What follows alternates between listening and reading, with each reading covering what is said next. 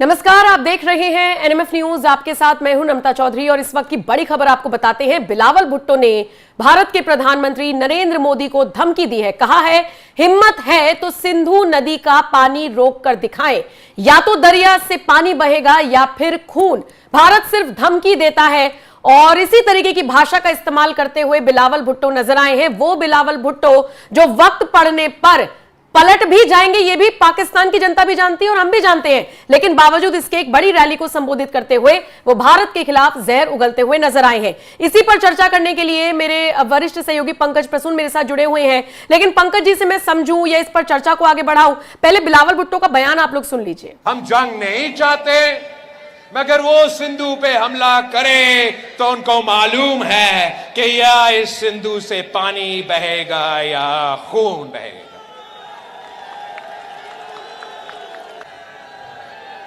गुजरात का कसाई मोदी ने अब सिंधु पे हमला किया है और मैं चाहूंगा कि जिस तरीके से हम मिल बैठ के साथ होके अपना सिंधु का आवाज मुल्क के अंदर उठाते हैं, अब जब बैनुल अक़वामी सतह पे सिंधु खतरा में है तो ना सिर्फ ये सूबा के तमाम अवाम, चाहे पीपल्स पार्टी का हो चाहे किसी और जमात के साथ हो, आप हमारे साथ खड़े होंगे और इस सिंधु को मोदी के खतरे से दफा करें।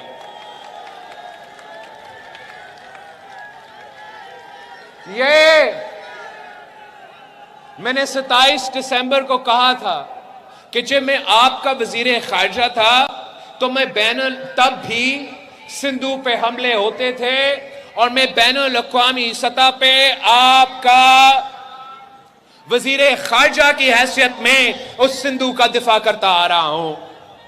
और मैं इसी इंडस वाटर ट्रीटी का जिक्र कर रहा था कि तब भी इंडिया ने कोशिश किया और अब मकबूजा कश्मीर में दहशतगर्दी के वाकया के बाद इन्होंने ये ऐलान किया है कि वो इंडस वाटर ट्रीटी को नहीं मानते। हम इनका ये सुन लिया पंकज जी, हमारे दर्शकों ने भी सुन लिया। ये तो सीधे सीधे तौर पर धमकी दे रहे हैं बिलावल भुट्टो।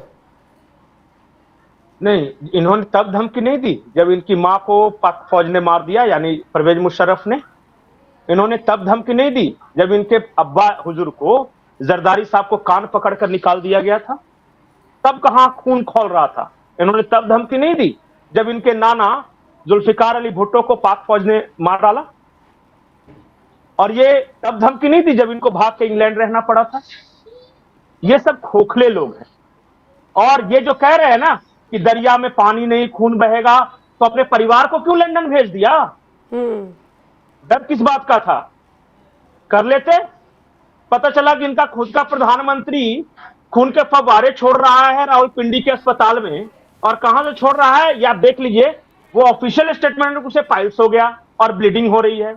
तो प्रधानमंत्री को पाइल्स हो गया, ये खून बहा रहे हैं सिंधु नदी के दरिया में। ये इस तरह के लोग हैं जी। इनका जो आसिफ मुनीर है, इनका जो पाकिस्तानी फौज का जो हेड है, वो जेएचक्यू हेडक्वार्टर में छुपा हुआ था 4 दिन से कि हम पे कहीं परमाणु बम का हमला न हो जाए। वो परमाणु बंकर में छुपा हुआ था, उसने भी अपने परिवार को बाहर भेज रखा है। तो जब इतने बहादुर कौम थे तो सारी दुनिया में फोन लगा लगा कर रिक्वेस्ट क्यों कर रहे थे, किस तरह भारत को रोक लीजिए, हमला नहीं हो जाना चाहिए। यूएन में भी फोन किया शहबाज शरीफ ने, कहा हम युद्ध नहीं चाहते, पर हमारी संप्रभुता पर बात आएगी तो हम तैयार हैं। इन्हें भी हम युद्ध नहीं चाहते, लेकिन भाई चाहते क्या है ये लोग?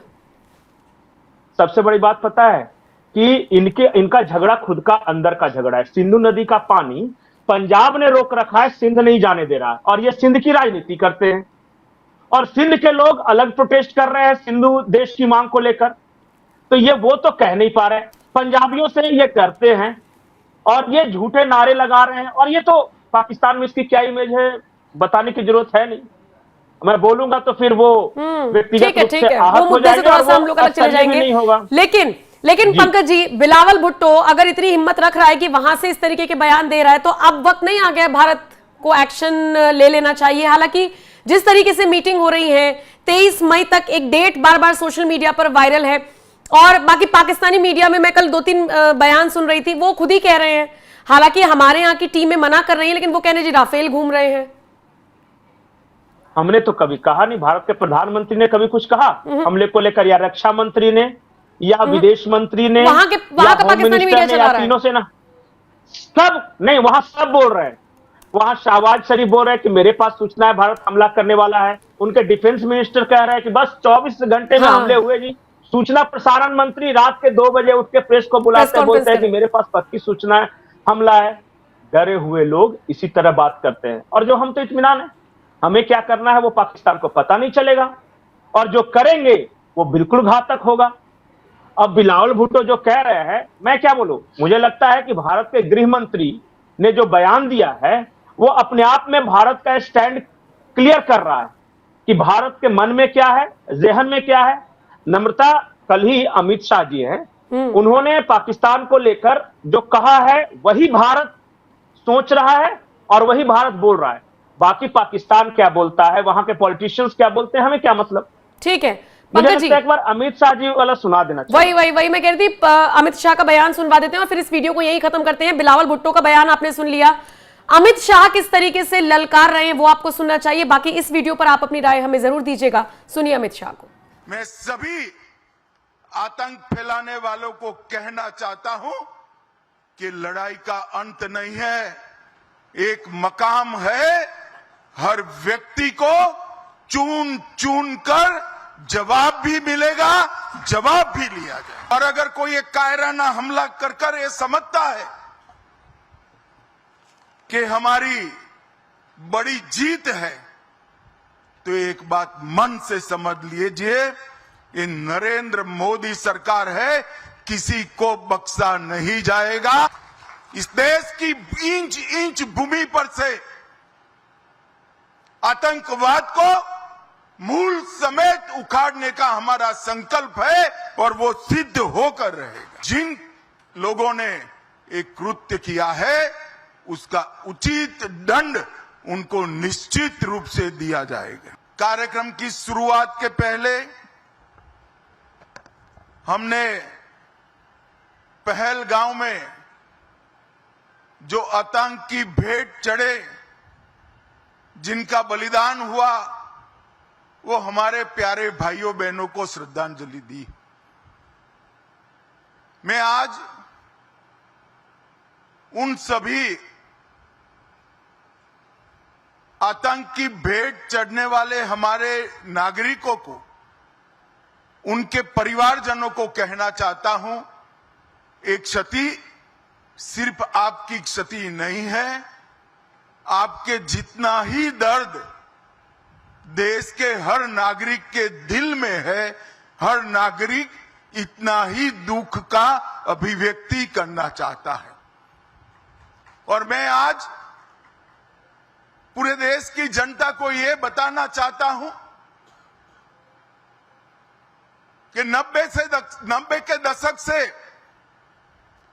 कश्मीर में जो आतंकवाद चला रहे हैं, उनके खिलाफ हमारे प्रधानमंत्री नरेंद्र मोदी जी का जीरो टॉलरेंस का नीति है। हम मजबूती के साथ अपनी लड़ाई लड़े हैं, और आज वो ये न समझ ले कि हमारे 27 नागरिकों का जान लेकर ये लड़ाई जीते हो। मैं सभी आतंक फैलाने वालों को कहना चाहता हूं कि लड़ाई का अंत नहीं है, एक मकाम है।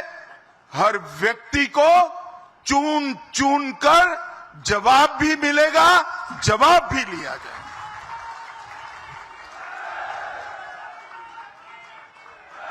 नरेंद्र मोदी जी के नेतृत्व में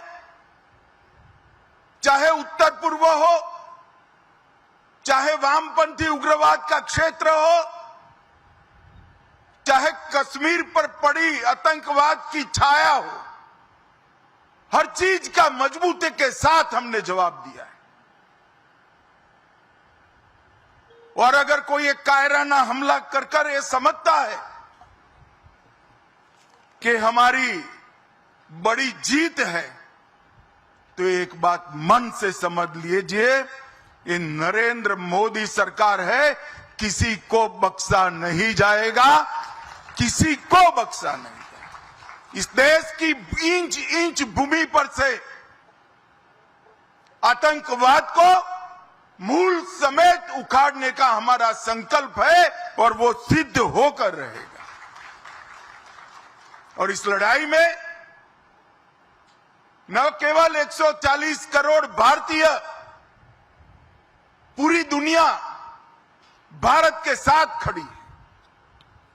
लामबंद होकर सभी दुनिया के देश एक मुश्त होकर आतंकवाद के खिलाफ ये लड़ाई में भारत की जनता के साथ खड़े हैं। और मैं फिर से संकल्प दोहराना चाहता हूं, जब तक आतंकवाद समाप्त नहीं होगा हमारी लड़ाई चालू रहेगी। और जिन लोगों ने एक कृत्य किया है उसका उचित दंड उनको निश्चित रूप से दिया जाएगा।